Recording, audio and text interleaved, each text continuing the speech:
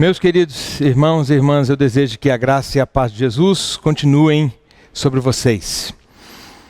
Nós vamos refletir a partir da palavra de Deus mais uma vez, mais um pouco sobre esse tema, a crise da família na crise.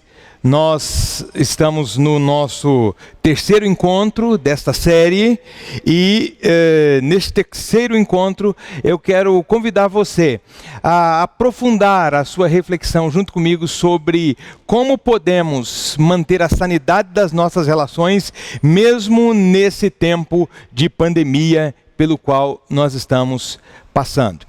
Então, para começarmos, eu gostaria de orar a Deus mais uma vez, pedindo a Deus que ilumine a mim e ilumine a você. Senhor nosso Deus, eu quero te suplicar que a sua graça esteja sobre mim para comunicar a sua palavra com fidelidade.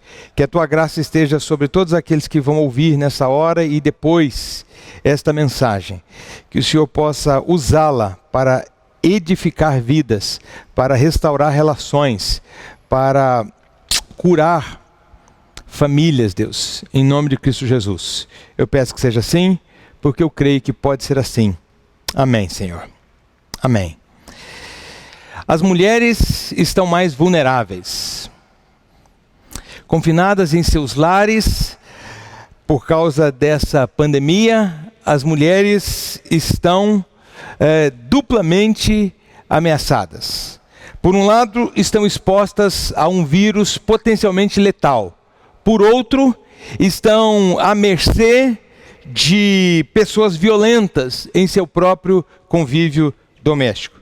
Para vocês terem uma ideia, em abril, a ONU Mulheres, que é um departamento das Nações Unidas que acompanha e combate a violência contra as mulheres no mundo inteiro, divulgou dados sobre o aumento da violência doméstica desde o começo das medidas de distanciamento social. Segundo esses dados, na Argentina, Canadá, França, Alemanha, Espanha, Reino Unido e Estados Unidos, as autoridades governamentais relatam crescentes denúncias de violência doméstica e aumento da demanda para abrigo de emergência. Os dados, o relatório cita que na França houve um aumento de 32% nos casos de violência doméstica desde o isolamento. E também no mesmo relatório encontramos que na China as denúncias de violência contra a mulher triplicaram durante o confinamento. O mesmo aconteceu em Singapura e Chipre, que registraram um aumento de 30% nas denúncias de violência doméstica. E no Brasil? Segundo um levantamento realizado pelo Fórum Brasileiro de Segurança Pública, em comparação com o mesmo período de 2019, o número de ocorrências de violência contra a mulher aumentou expressivamente em 6 estados da nossa federação. São eles: São Paulo, Acre, Rio Grande do Norte, Rio Grande do Sul, Mato Grosso e Pará. Para se ter uma ideia, citando especificamente o caso de São Paulo, onde nós estamos, e um local em que a quarentena foi adotada a partir do dia 24 de março, a Polícia Militar registrou um aumento de 44,9% no atendimento às mulheres vítimas de violência. O total de atendimentos prestados, ou de socorros prestados, passou de 6.675 para 9.817 casos. E também os casos de feminicídios, subiram. Passou de 13 para 19, um aumento, portanto, de 46,2%. Muito bem. Tendo descrito esse cenário, hoje eu quero falar aos homens. Eu diria a vocês, mulheres que estão ouvindo essa mensagem, para relaxarem. Hoje aqui é uma conversa de homem para homem. Mas eu sugiro que você faça encontre uma forma de o seu marido ouvir essa mensagem, caso ele não esteja ouvindo-a juntamente com você. O tema dessa mensagem de hoje é este: procura-se homens cavalheiros. Procura-se homens cavalheiros. Tudo o que vou falar aos homens nessa noite não é para expô-los ou constrangê-los, mas o que pretendo falar é para encorajá-los a abraçarem uma visão bíblica da mulher e também entenderem como um homem decente deve tratar uma mulher. Então eu quero ler inicialmente o Evangelho de João, capítulo 13, versículo 34. Depois eu me reportarei a esse texto mais adiante, mas inicialmente vou lê-lo aqui. João, capítulo 13, versículo 34, nos diz o seguinte: um novo mandamento lhes dou: amem-se uns aos outros, como eu os amei. Vocês devem amar-se uns aos outros. Um novo mandamento lhes dou: amem-se uns aos outros, como eu os amei. Vocês devem amar uns aos outros. Além de João 13, 34, nós vamos ler primeira carta de Pedro, capítulo 3, versículo 7, onde está dito o seguinte: do mesmo modo vocês, maridos, sejam sábios no convívio com suas mulheres e tratem-nas com honra, como parte mais frágil e co-herdeiras do dom da graça da vida, de forma que não sejam interrompidas as suas orações. Amém. Amém. Que Deus nos abençoe a partir da leitura da sua palavra. Gostaria de ilustrar o que tem acontecido com as mulheres, citando a forma como a mulher tem sido retratada na música, especialmente aqui no nosso país. Esses casos de violência, esse aumento expressivo na violência doméstica, é claro que ele está relacionado à pandemia, ao confinamento em alguns casos, a esse convívio mais próximo, mais intensamente e sob pressão num tempo de crise. Não tenho dúvida disso. Porém, não é só por causa da pandemia que existe a violência doméstica. Existem outros fatores. E esses fatores podem ser observados, por exemplo, então, como eu estava dizendo, na forma como a mulher tem sido tratada na música. A mulher tem sido desvalorizada na nossa sociedade e isso não é novidade. O que acontece é que às vezes as pessoas não tratam esse assunto com a seriedade que deveriam tratar. Então, por exemplo, vejamos como é que aconteceu, foi se modificando a forma como as mulheres são tratadas na música. Vejamos, por exemplo, na década de 30, aqui no Brasil, o homem chegaria de terno cinza e chapéu panamá em frente à vila onde ela morava e certamente cantaria algo mais ou menos assim: tu és divina graciosa, estátua majestosa, do amor por Deus esculturada. És formada com o ardor da alma da mais linda flor, de mais ativo olor. Na vida é a preferida pelo beija-flor. Na década de 40, veja, imagino que o homem então ajeitaria ali no seu bolso o seu relógio Patek Philippe e então ele escreveria para a Rádio Nacional e mandaria oferecer uma linda música para a mulher que poderia ser mais ou menos assim: a deusa da minha rua tem olhos onde a lua costuma se embriagar. Nos seus olhos eu suponho que um sol num duradouro sonho veio ou vai claridade buscar. Na década de 50, ainda a mulher é tratada com muita dignidade, com muita honra.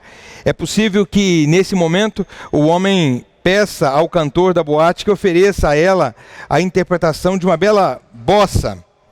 e a gente teria algo mais ou menos assim: olha que coisa mais linda, mais cheia de graça, é ela, a menina que vem e que passa no doce balanço a caminho do mar. Moça de corpo dourado do sol de Ipanema, o teu balançado é mais que um poema, é a coisa mais linda que já vi passar. Na década de 60, ele aparece na casa dela, com um compacto simples embaixo do braço, ajeita a calça Lee e coloca na vitrola uma música papo firme. Nem mesmo o céu, nem mesmo as estrelas, nem mesmo o mar e o infinito não é maior que o meu amor, nem mais bonito. Me desespero a procurar alguma forma de lhe falar como é grande o meu amor por você. Década de 70, ele chega em seu Fusca com roda de tala larga, sacode o cabelão, abre a porta para a mina entrar e bota uma melojoia no toca-fitas. Foi assim como ver o mar, a primeira vez que os meus olhos se viram no teu olhar. Quando mergulhei no azul do mar, sabia que era amor e vinha para ficar. Década de 80, ele telefona para ela e deixa rolar um fonte de mel nos olhos de geisha. Kabuki máscara. Choque entre o azul e o cacho de acácias. Luz das acácias. Você é mãe do sol. Linda.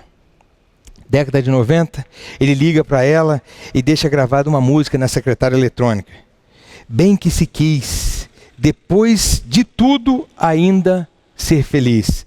Mas já não há caminhos para voltar. E o que é que a vida fez da nossa vida? O que é que a gente não faz por amor? E aí a coisa começa a mudar.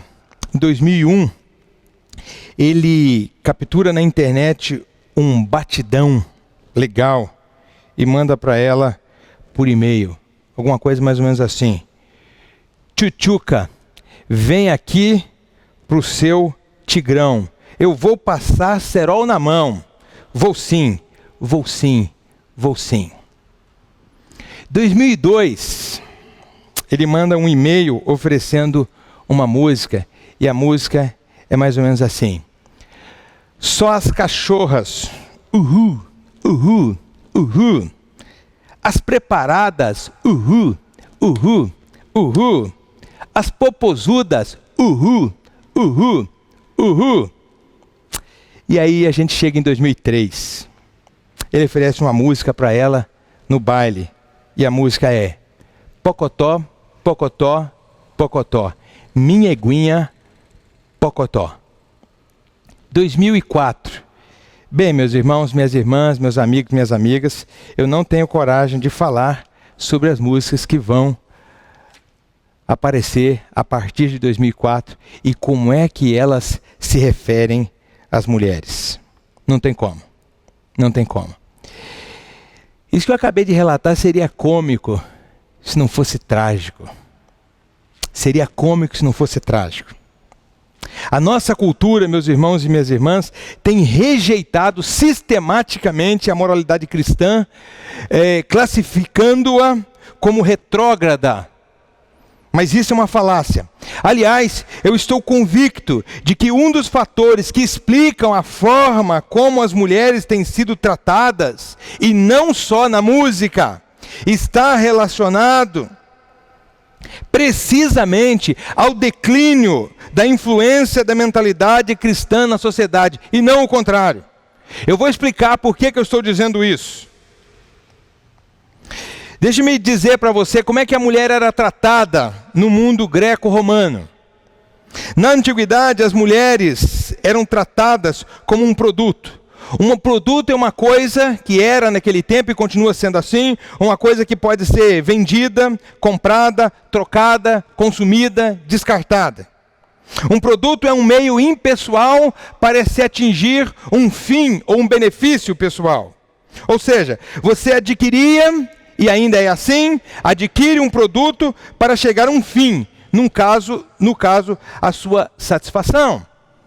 Então, no mundo greco-romano, as mulheres eram vendidas, compradas, consumidas e descartadas. As mulheres eram tratadas como produtos, como meios para se chegar a um fim. As mulheres não tinham direitos, não tinham escolhas. Na Roma antiga, aliás, a prostituição era legalizada e em alguns casos elas inclusive faziam parte das celebrações religiosas.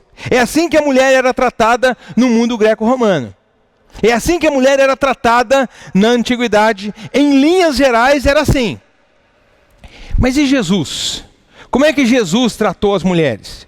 Como é que os primeiros cristãos, seguindo o ensinamento de Jesus, trataram as mulheres? Bem, é isso que eu quero mostrar para você. Eu quero mostrar que Jesus e os seus primeiros discípulos promoveram uma revolução na forma como as mulheres eram tratadas.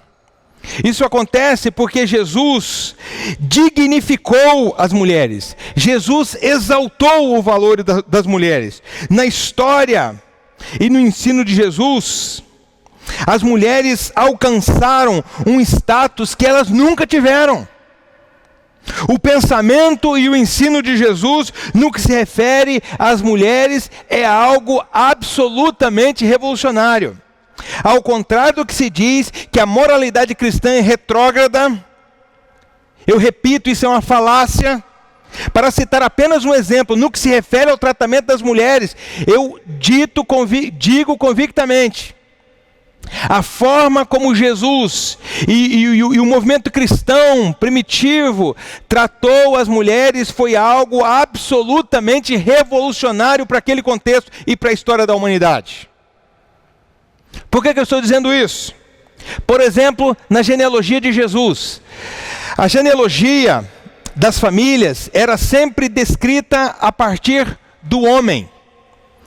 Então, quando se escrevia a genealogia para mostrar que aquela pessoa tinha uma linhagem nobre, por exemplo, havia a preocupação de colocar só os homens e, obviamente, omitir o nome daqueles homens que não tinham lá uma reputação muito digna de louvor. É interessante que no caso da genealogia de Jesus, quando nós abrimos o Evangelho de Mateus, nós vemos as mulheres presentes na genealogia de Jesus. Há a citação de 5 mulheres na genealogia de Jesus. Isso já é revolucionário. Mas o que é mais extraordinário é que as mulheres que estão relacionadas na genealogia de Jesus não são mulheres que gozavam de uma boa reputação na história do povo de Deus. Nós temos lá Tamar, nós temos Ruth, nós temos Betseba, nós temos Raabe e nós temos Maria. 5 mulheres, e 5 mulheres com reputação duvidosa naquele contexto e na história do povo de Deus. Além disso, para mostrar que as mulheres tinham um status privilegiado, um status de honra e de grande dignidade no ministério de Jesus, Lucas capítulo 8, versículos 3, nos diz que algumas mulheres se uniram, mulheres de posses, para sustentar o ministério de Jesus, para bancar aquele movimento seminal que Jesus estava criando ali na Palestina. Quer dizer, nenhum homem se deixaria, que fosse alguém que ensinasse naquele contexto, se deixaria ser seguido por mulheres. Muito menos ser financiado por elas. Não é esse o caso de Jesus. Além disso, João, capítulo 20, versículo 10, nos diz algo extraordinário. Quando Jesus ressuscitou, o evangelista João nos diz que as mulheres foram as primeiras a tomarem conhecimento da ressurreição de Jesus. A primeira pessoa a quem Jesus se manifestou depois de ser ressurreto foi a uma mulher, Maria Madalena. Então isso é extraordinário. Aliás, isso favorece em muito a veracidade da ressurreição de Jesus, porque o testemunho das mulheres não tinha valor. O testemunho das mulheres não tinha validade nos tribunais e nem tampouco era considerado nas conversas do dia a dia. Mas quando Jesus se ressuscitou, ele fez questão de se manifestar primeiro às mulheres. Não só porque ele queria mostrar o seguinte: olha, eu de fato ressuscitei. Eu fiz questão de me manifestar primeiramente às mulheres para dizer o seguinte, que se eu quisesse inventar uma mentira sobre a minha ressurreição, ou se as pessoas tivessem inventado uma mentira sobre a minha ressurreição, com certeza a primeira pessoa a quem Jesus teria se manifestado seria um rei, seria um governador, seria uma pessoa importante. Mas não, Jesus se manifesta à mulher. Primeiro porque ele quer mostrar essa questão da veracidade da ressurreição, que não depende do testemunho das pessoas, por assim dizer, porque é um fato histórico. Mas também Jesus se manifesta ali, primeiramente a uma mulher, para mostrar isso, que na ressurreição de Jesus, a mulher tem a sua dignidade restaurada, a sua dignidade resgatada. Tendo isso em mente, meus irmãos e minhas irmãs, vamos para um ensinamento muito importante de Jesus, que está registrado no primeiro texto que eu li, João capítulo 13, versículo 34. Nesse texto Jesus diz assim: olha, um novo mandamento vos dou. Amem-se uns aos outros como eu vos amei. Preste atenção, um novo mandamento vos dou. Por que Jesus está dizendo um novo mandamento? Porque num primeiro momento Jesus disse assim: amem-se uns aos outros, ou ame o seu próximo como a si mesmo. Veja que agora Jesus mudou a medida do amor. Se antes era para amar como a si mesmo, agora Jesus diz o seguinte: amem uns aos outros, amem-se como eu vos amei. Se antes a medida é assim como você se ama, agora a medida é assim como eu vos amei. Bem, os judeus no tempo de Jesus agradeciam a Deus por não terem nascido como gentio, que era um não judeu, cachorro ou mulher, e nessa ordem.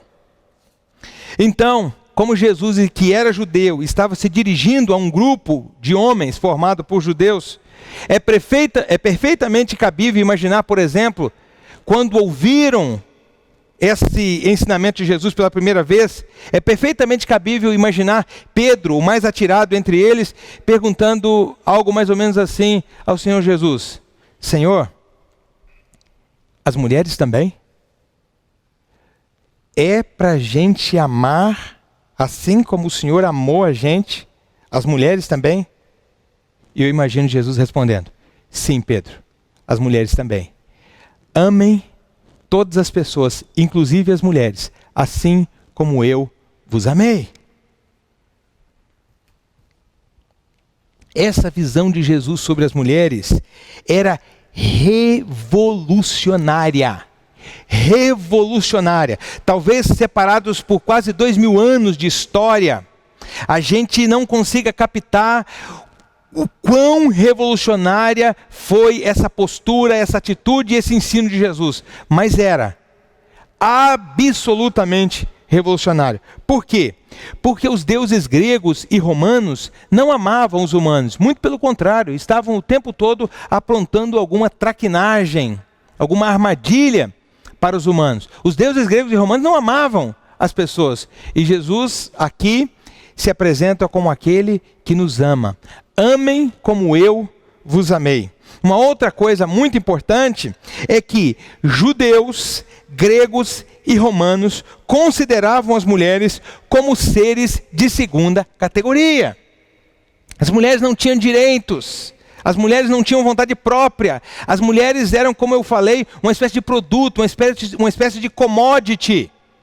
As mulheres não podiam escolher com quem se casar, não podiam escolher onde morar, não podiam fazer nada que não estivesse relacionado à vida do lar.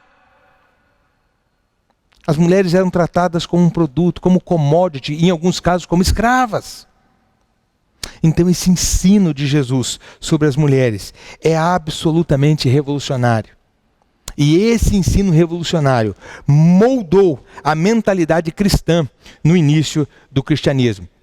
Por isso que a gente pode se perguntar agora aqui, nesse ponto, se as mulheres eram tratadas assim no mundo greco-romano, como é que um discípulo de Jesus deveria tratar a mulher? Se elas eram tratadas dessa forma no mundo greco-romano e Jesus mostrou que elas deviam ser tratadas de uma outra maneira, Jesus restaura a dignidade da mulher, Jesus lhes dá um status de honra na sociedade em que elas viviam, como é que aqueles que estão seguindo Jesus, que são discípulos de Jesus, devem tratar uma mulher? Bem, os homens cristãos eram convidados a fazer parte de uma espécie de clube dos homens cavalheiros. Como assim? Eu te explico. Os homens cristãos do primeiro século eram os únicos do planeta. E eu não estou exagerando ao dizer isso.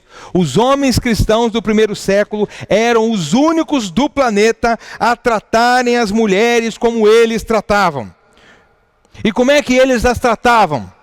O apóstolo Pedro, que aprendeu com Jesus, nos diz como os homens e especialmente os maridos devem tratar as mulheres. Repito o texto que eu li no início. O apóstolo Pedro nos diz o seguinte: do mesmo modo, vocês, maridos, sejam sábios no convívio com suas mulheres e tratem-nas com honra, como parte mais frágil e cordeiras do dom da graça da vida, de forma que não sejam interrompidas as suas orações. Então, como é que um discípulo de Jesus deve tratar uma mulher? Especialmente, como é que um marido cristão, discípulo de Jesus, deve tratar uma mulher, seja ela a sua filha, a sua mãe, a sua esposa ou qualquer mulher que seja? Como é que ele deve tratar?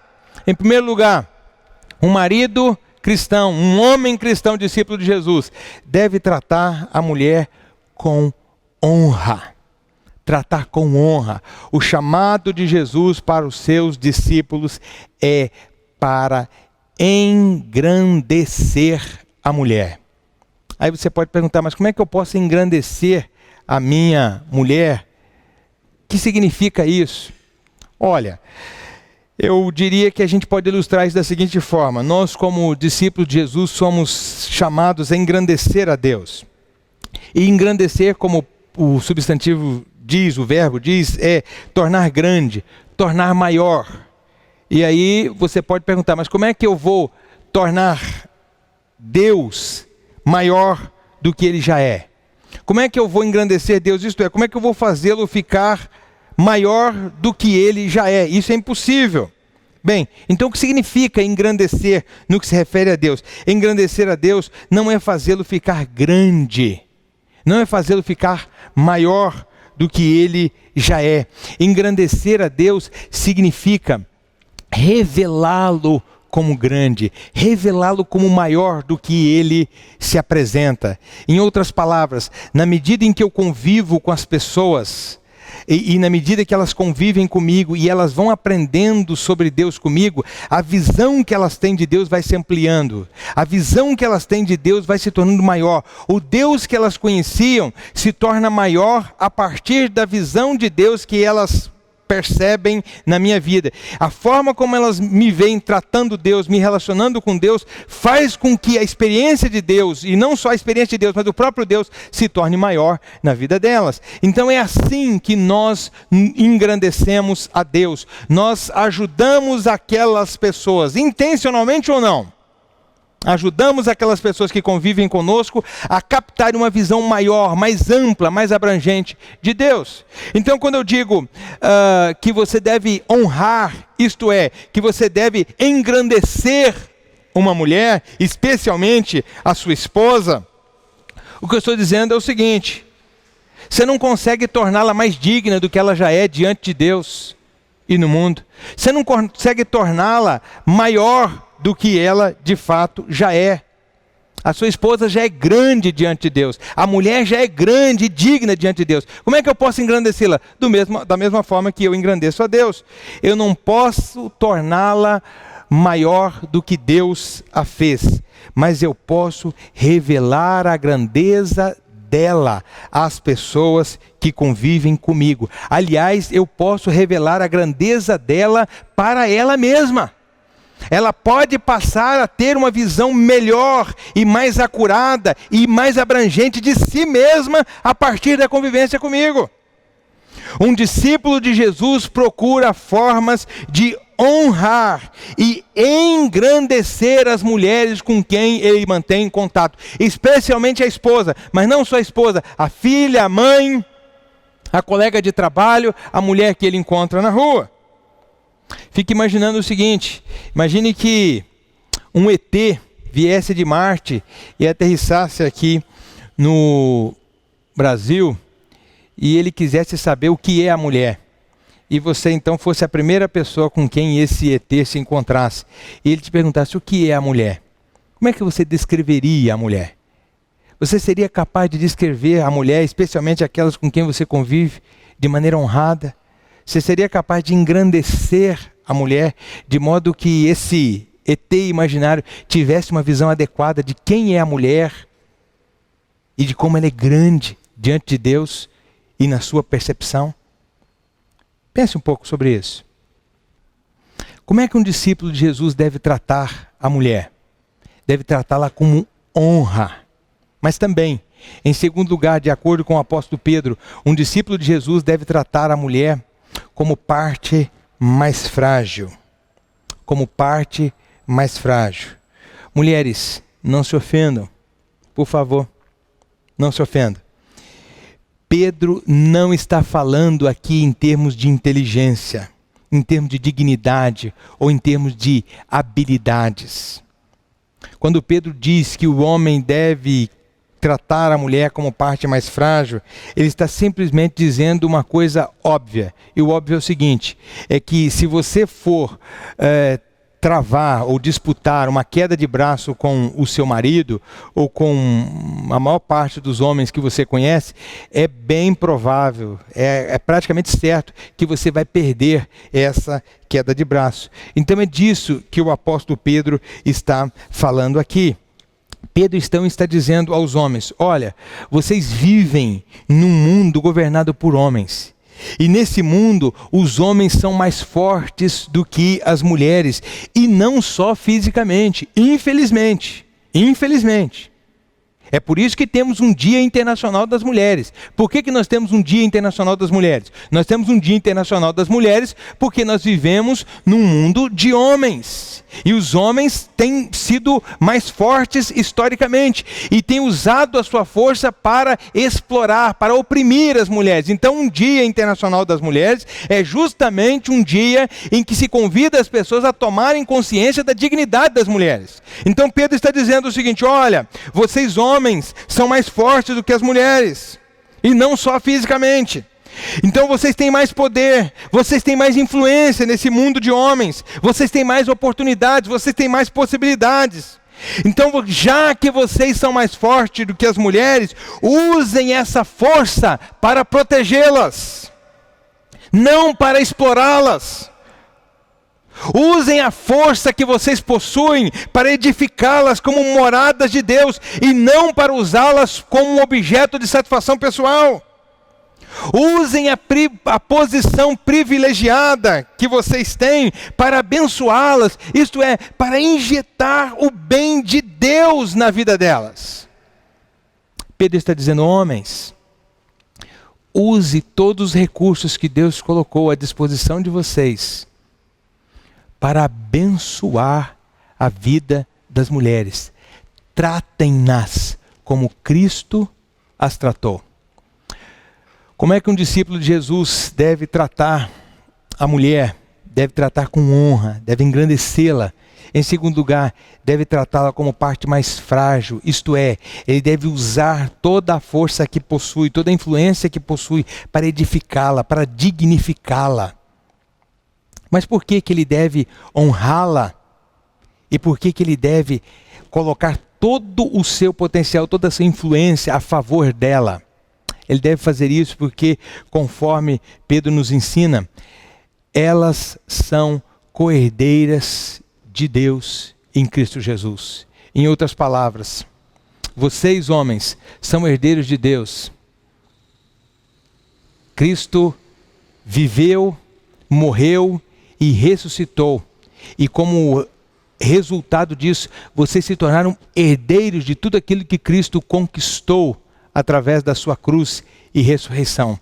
Mas não se esqueçam que as mulheres são co-herdeiras herdeiras com vocês da graça da vida, que o apóstolo Pedro então nos fala aqui.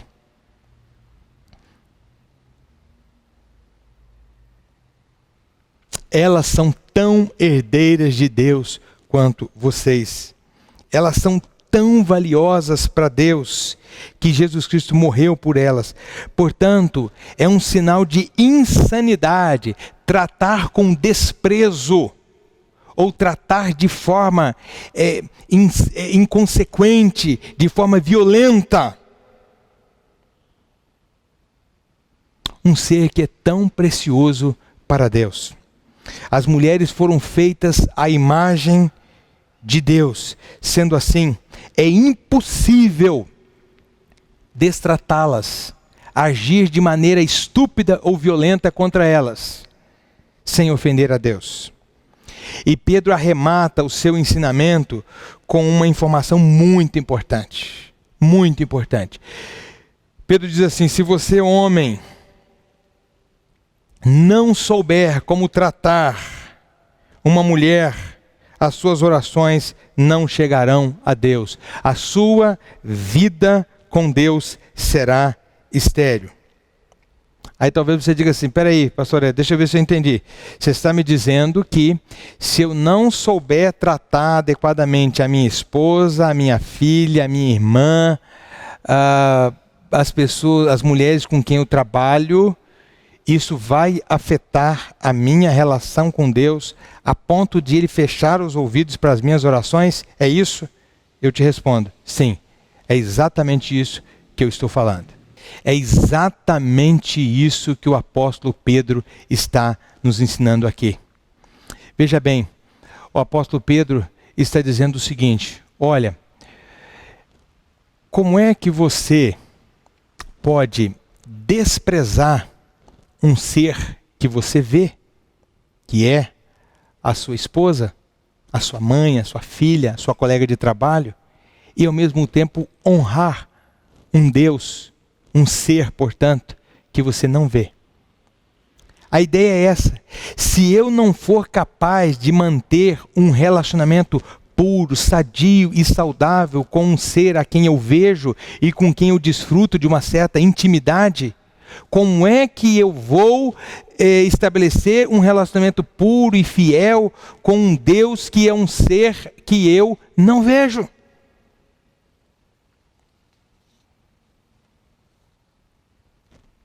Como é que um discípulo de Jesus deve tratar a mulher?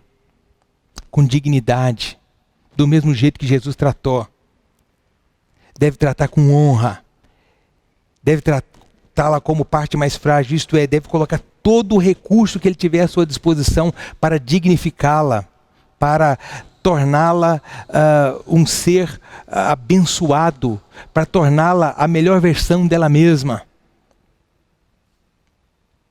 E em terceiro lugar, deve tratá-la como co-herdeira da graça da vida que está em Cristo Jesus. É assim que um discípulo de Jesus deve tratar a sua esposa ou qualquer mulher com quem ele conviva.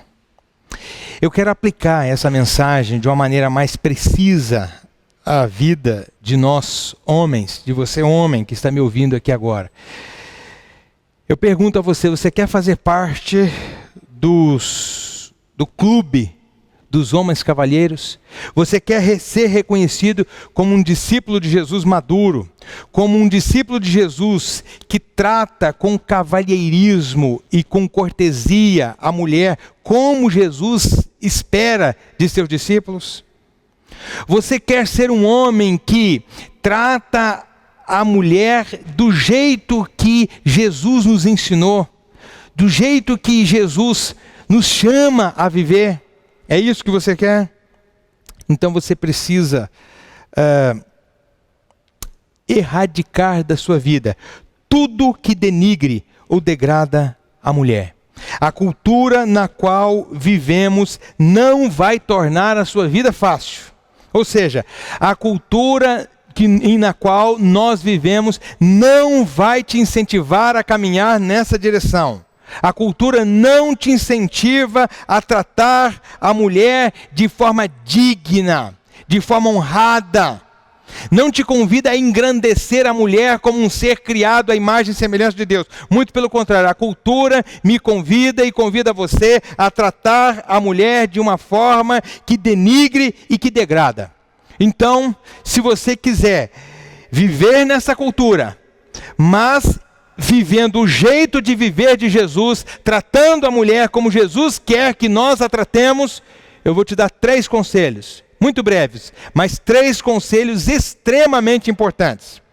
O primeiro conselho é esse: repense o seu gosto musical.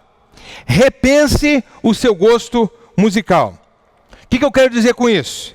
Se entre as músicas que você escuta, há aquelas que tratam as mulheres como prostitutas, cachorras ou como objetos sexuais descartáveis, hoje você deve fazer um favor a si mesmo, à mulher com quem você convive, e às mulheres desse mundo e ao reino de Deus. E o favor é o seguinte: delete todo e qualquer tipo de música dos seus dispositivos eletrônicos que denigram ou que degradem as mulheres. Se for o caso, se você for de uma geração anterior, quebre CDs e DVDs que tratem a mulher dessa forma. Mas, pastor Ed, você está sendo muito radical. Música é só entretenimento. Música é só entretenimento. Que mal há em ouvir uma música por diversão? Eu nem presto atenção no que a letra da música está dizendo. Não se iluda. Não se iluda. Música não é só entretenimento. A música é um dos instrumentos mais poderosos de formação da mentalidade dentro de uma cultura. E isso é para o bem e para o mal. Deixa eu embasar isso que eu estou te dizendo. Na história, antes de todo o processo de escravidão, genocídio e racismo, quando você estuda, você descobre que há a prática de rotular de maneira pejorativa aqueles que depois serão escravizados, ostracizados e destruídos. Exemplo: em 1994 aconteceu uma tragédia em Ruanda, na África. Entre 800 mil e 1 milhão de pessoas morreram numa guerra civil entre 2 etnias, os Hutus e os Tutsis. O processo que levou a essa guerra civil é muito longo e não me tenho tempo para descrevê-lo aqui para você. Mas o fato é que os Hutus, embora fossem minoria, como estavam no poder, eles conseguiram destruir, praticamente dizimar a população de Tutsis. Cerca de, repito, quase 1 milhão de pessoas morreram. Detalhe: antes que fosse deflagrada a guerra contra os Tutsis, os Hutus colocaram nos jornais e nas rádios a ideia de que os Tutsis eram baratas. Baratas.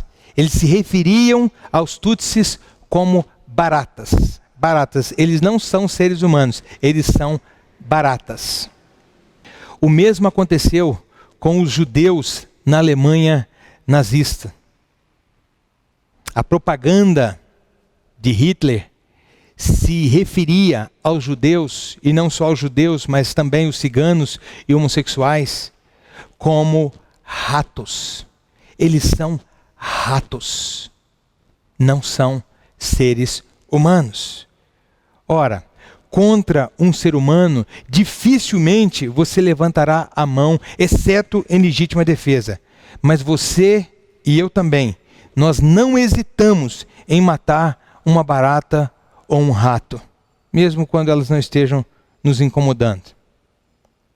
As músicas não são apenas entretenimento quando rotulam as mulheres de forma degradante. Dificilmente você ousará desonrar alguém que é feito à imagem de Deus e por quem Jesus Cristo morreu.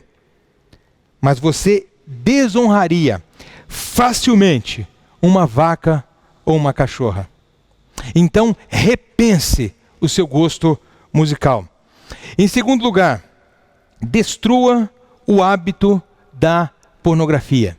Destrua o hábito da pornografia. É isso mesmo. Destrua o hábito da pornografia, ou esse hábito que na verdade se tornou um vício, vai destruir a sua vida e as suas relações. Como assim, pastor? Toda vez que você se entretém ou se satisfaz com imagens pornográficas, você está numa escola na qual aprende basicamente 3 lições. Um corpo real não me satisfaz. Um corpo só não me satisfaz. O corpo da minha esposa não me satisfaz. Talvez você diga, mas eu só vejo pornografia agora que eu sou solteiro. Depois que eu me casar será diferente. Deixe-me dizer a você, não será diferente.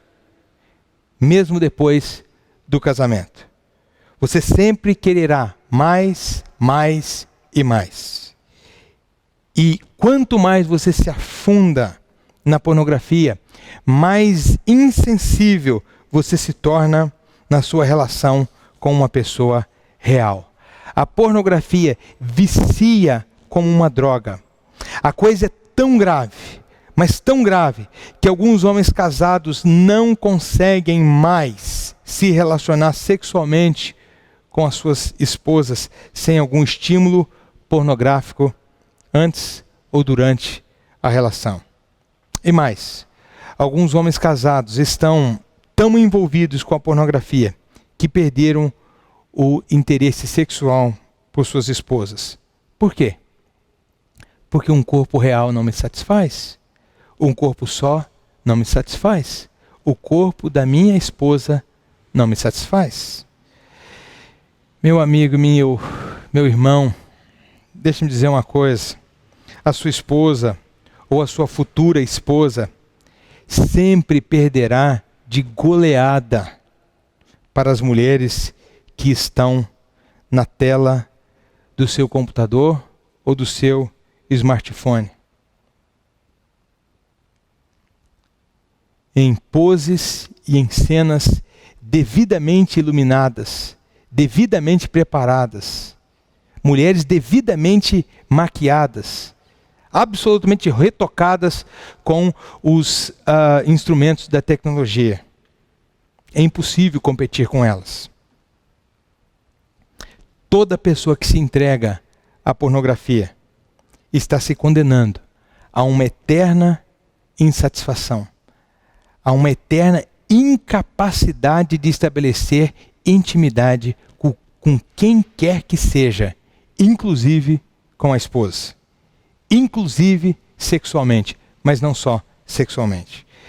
Então, se você quer fazer parte do clube dos homens cavalheiros, se você quer ser reconhecido como um discípulo de Jesus que trata as mulheres como Jesus tratou, em primeiro lugar você precisa repensar o seu gosto musical. Você precisa, em segundo lugar, destruir o vício da pornografia. E em terceiro lugar, eu diria, adote um lembrete. Adote um lembrete. Diferentemente das mulheres que são atraídas pelo ouvido, os homens são atraídos pelo olhar. É muito comum os homens olharem para uma mulher, especialmente uma mulher atraente, e acharem aquela mulher bonita, e acharem inclusive que ela é atraente. E não há nada de mal nisso, não há nada de errado nisso. Não há nada de mal em olhar para uma pessoa e reconhecer que aquela pessoa tem uma beleza em comum, que aquela pessoa tem traços em comuns, traços belos inclusive, traços atraentes. Não há nenhum mal nisso. A Bíblia, nem tampouco Jesus, nos condena nesse reconhecimento. O problema está quando uma pessoa olha para uma mulher, e nesse caso o homem, que é atraído pelo olhar e não pelo ouvido, quando ele olha para uma mulher com a intenção de desejá-la sexualmente.